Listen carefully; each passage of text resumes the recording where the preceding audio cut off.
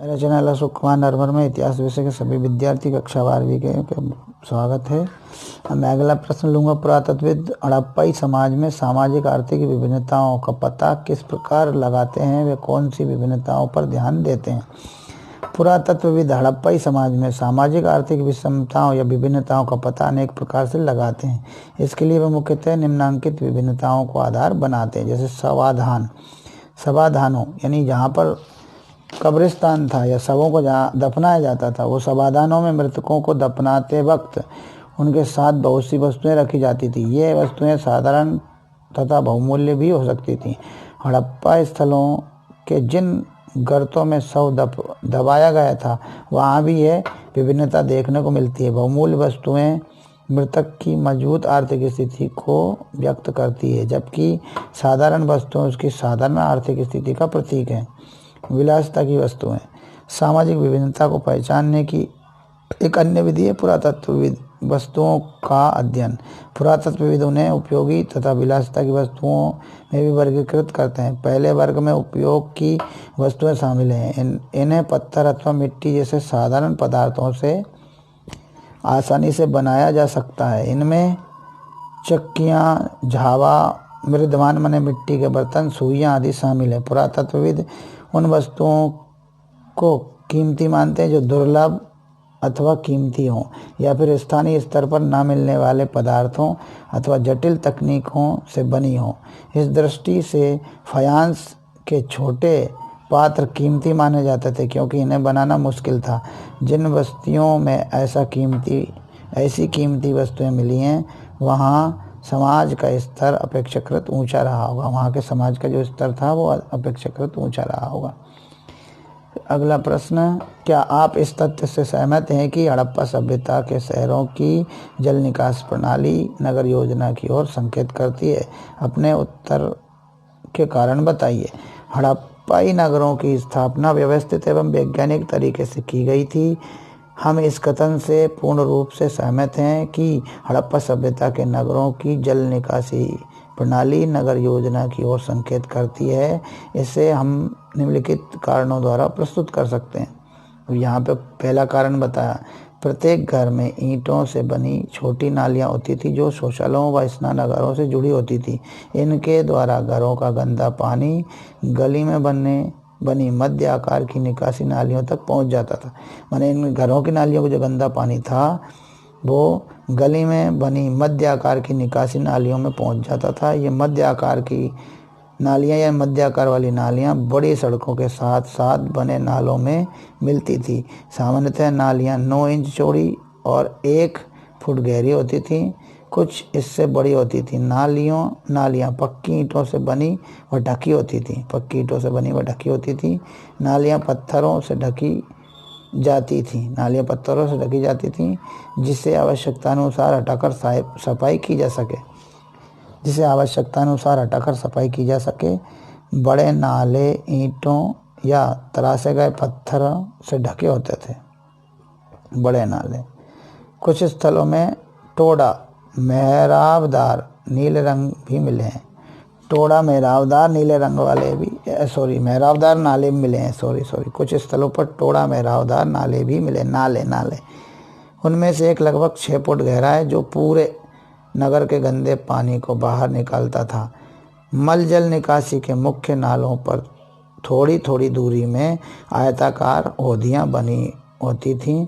जल निकासी प्रणालियाँ बड़े शहरों तक सीमित नहीं थी, अपितु अनेक छोटी बस्तियों में भी इनके अस्तित्व के प्रमाण मिले हैं। छोटी बस्तियों में उदाहरण के लिए लोथल में निवास स्थान का निर्माण कच्ची ईंटों से किया गया था, किंतु नालियाँ पक्की ईंटों से बनाई गई थी। हड़प्पा सभ्यता में मनके बनाने के लिए प्रयुक्त पदार्थों की सूची बनाइए।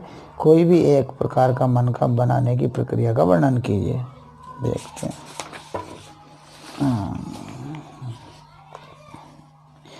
मनके बनाना हड़प्पा सभ्यता के लोगों की एक अति प्रिय व महत्वपूर्ण शिल्प क्रिया थी। यह मुख्यतः चंद होदड़ों में प्रचलित थी। मनके बनाने हेतु प्रयुक्त सामग्री। मनके बनाने हेतु भिन्न पदार्थ प्रयोग में लाए जाते थे। मन के बनाने के लिए। इनमें सुंदर लाल रंग का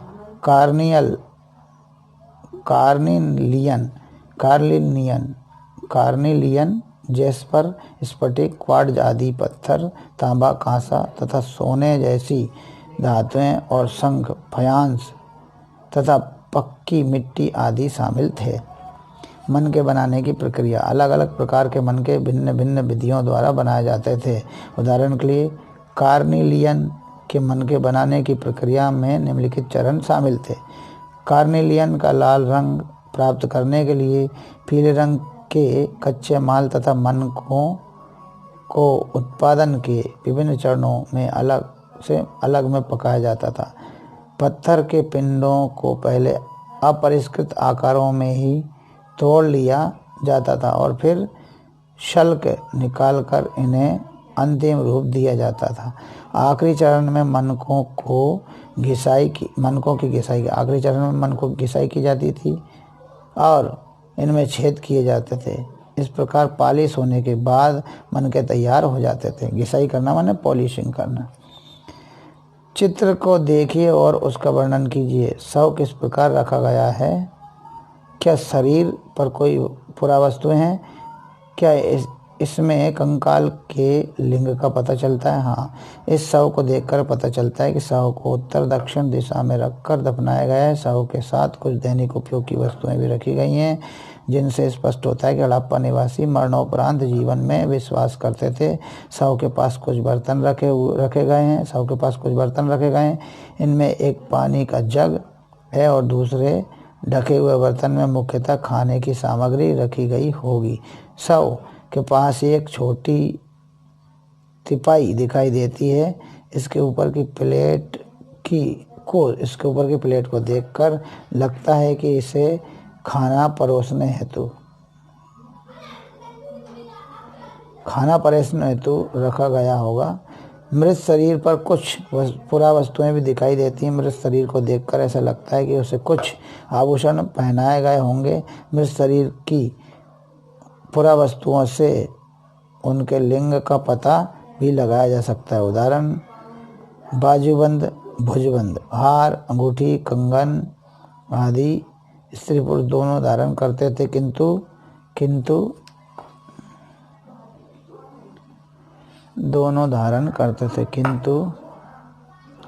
एक बार फिर इस शव को देखकर पता चलता है कि शव को उत्तर दक्षिण दिशा में रखकर दफनाया गया है। शव के साथ कुछ दैनिक उपयोग की वस्तुएं भी रखी गई, जिससे स्पष्ट होता है कि हड़प्पा निवासी मरणोपरांत जीवन में विश्वास करते थे। शव के पास कुछ बर्तन रखे गए, इसमें एक पानी का जग और दूसरे ढके हुए बर्तन में मुख्यतः खाने की सामग्री रखी गई होगी। शव के पास एक छोटी सी तिपाई दिखाई देती है। इसके ऊपर की प्लेट को देखकर लगता है कि इसे खाना परोसने हेतु रखा गया होगा। मृत शरीर पर कुछ पुरावस्तुएं भी दिखाई देती हैं। मृत शरीर को देखकर ऐसा लगता है कि उसे कुछ आभूषण पहनाए गए होंगे। मृत शरीर की पुरावस्तुओं से उसके लिंग का पता भी लगाया जा सकता है। कैसे? ऐसे लगाया जाए। उदाहरण के लिए बाजूबंद यानी भुजबंद, हार, अंगूठी, कंगन आदि स्त्री पुरुष दोनों धारण करते थे, परंतु बाली, पाजेब, चूड़ियाँ, बूंदे, करधनी मतलब नथुनी और चूड़िया जैसे आभूषणों का उपयोग सिर्फ महिलाएं ही करती थीं। इस तरह से वीडियो था। इस वीडियो को आप देखिएगा। धन्यवाद।